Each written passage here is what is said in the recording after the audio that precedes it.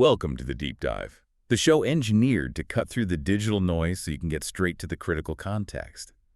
Today we are diving into one of the most intense media spectacles I think we've seen around a celebrity venture. We're talking about the sustained and, frankly, brutal media blowback Meghan's brand is facing right now. It's a fascinating case study, really. It's a perfect storm of aspirational branding clashing just violently with this pre-existing wall of public scrutiny and, well, media bias. And our source material is so dense, it covers everything from these dizzying, super-fast identity shifts, from the initial name to the rebrand, to controversies over gourmet jams, wine, even frozen waffles. Seriously, even waffles. Our mission today is to really figure out what the public and the press are latching onto. Why do these seemingly tiny details just explode into global headlines? Exactly. What are the structural implications of this? Just relentless negative coverage. Yeah, we'll be looking at the rebranding pitfalls, how legal power plays out in public, the actual statistics behind the negative media, and some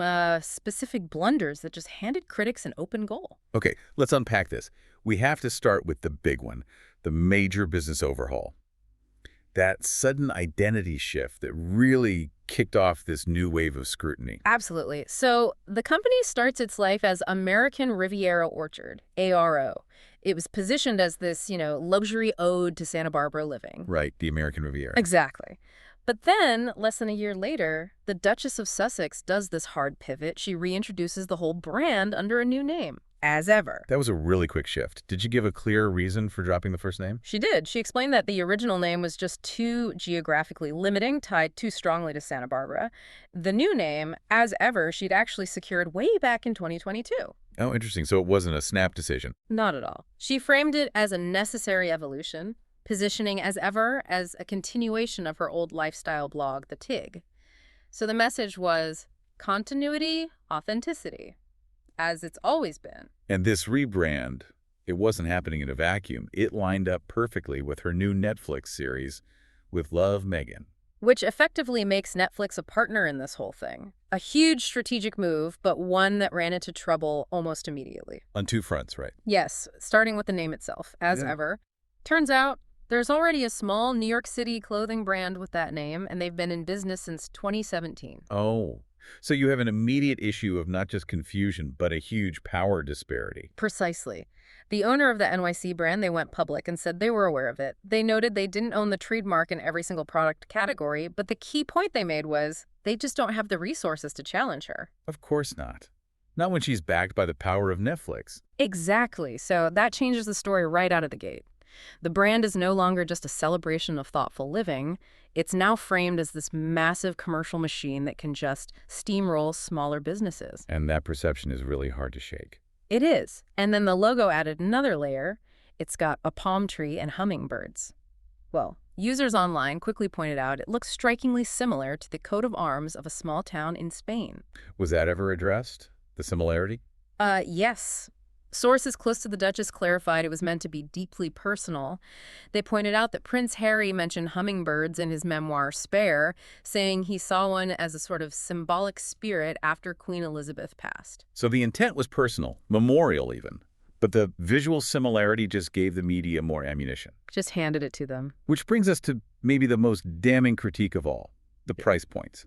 When the products finally launched, that aspirational message just slammed into the reality of luxury pricing. This is where it all just breaks down.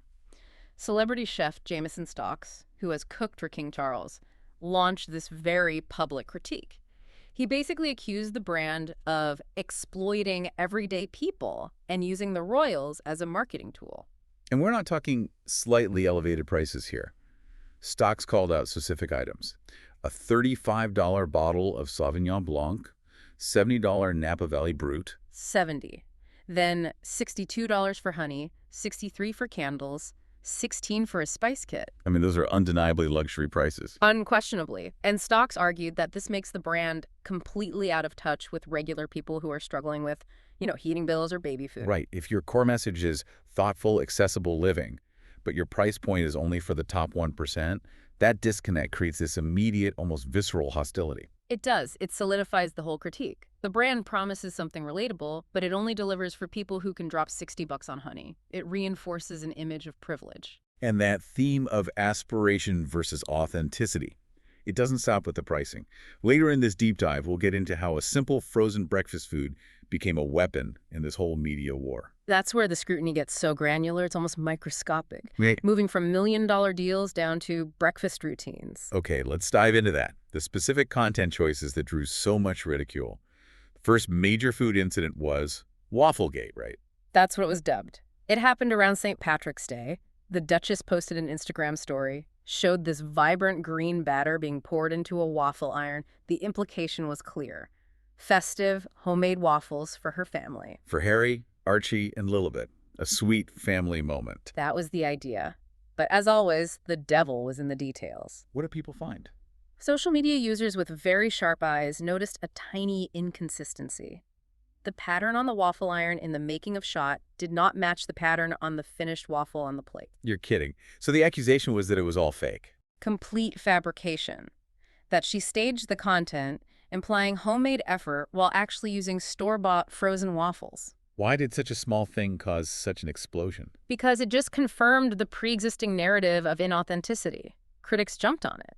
If she's fabricating the story of a waffle, they argued, what else on her highly curated lifestyle site can be trusted? And what's so wild is what we're calling the frozen waffle paradox, because she herself had talked about this before. She had. In an interview, she'd said that sometimes you don't have time for all that, and you just put a frozen waffle in the toaster and call it a day, and there's no shame in that either. Which is a super relatable comment. Totally. But then you pair that defense of a quick, cheap frozen waffle with her new $12 raspberry spread. And suddenly that gap between common ground and luxury just becomes this giant chasm. Exactly. Her own products elevate the simplest thing into what feels like an unattainable aspiration. You can use a frozen waffle, but to be like her, you need the $12 jam and the $70 wine. Speaking of elevation, let's talk about the crepe mix.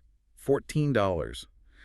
The brand promoted a crepe inspo recipe, right? Yeah, with a fried egg and some fridge veggies, and they called it an elevated take on a breakfast sandwich. And that word elevated for Yeah. what is basically an egg wrap. It was met with just instant widespread ridicule online. People were saying, what a load of creep, accusing her of getting above herself. And the visuals didn't help. The pictures often had a glass of what looked like their Sauvignon Blanc in the shot at breakfast. It was a huge strategic vulnerability. Alcohol next to a family breakfast was just slammed as tone deaf. It was a massive visual misstep that completely overshadowed the product itself.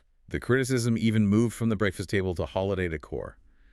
Beige stockings for Christmas. This is a classic case of the media weaponizing a celebrity's own words. In her Netflix series, the Duchess had said that as a royal, she wore muted tones, camel, beige, white to blend in. I remember that. It was framed as a sacrifice she had to make. Exactly. So critics immediately jumped on the contradiction. Now that she's free to wear color, why is her brand aesthetic still the exact same beige? It was called out as being dishonest. And pretentious, suggesting it was all staged for the cameras, not real festive cheer. Precisely. This level of just relentless negativity, it really suggests the brand's mistakes aren't the root cause of the backlash, but more like symptoms of a much deeper structural problem. That is the critical takeaway here. We have to zoom out and look at the media landscape she's operating in, which is uniquely hostile. And we have actual data on this, independent media analysis that shows the statistical reality of the scrutiny she faces. We do. The data is striking. Between May 2018 and January 2020, 72% of online articles from tabloids to broadsheets that referred to the Duchess of Sussex were negative. 72%. I just want to pause on that number. That's not just critical. That is a staggering baseline of antagonism. It means the brand is launching into a war zone. For context, in that same period, only 31% of similar articles about the Duchess of Cambridge were negative. So what did that 72% figure mean in practice? It means any minor flaw, a mismatched waffle, a pricey jam, is guaranteed to be amplified and weaponized as proof that supports the predetermined story. The narrative that she is elitist, phony, or undeserving, the product is just the vehicle for the critique. So even if the wine was amazing and the honey was perfectly priced, the media environment itself is structured to ensure the criticism lands and spreads. Absolutely. The structural bias is already there. And this is all intensified by other controversies, right? Yeah. Things that aren't even directly about the products, but just put the couple under this unforgiving spotlight, like the wine launch timing. A massive PR blunder.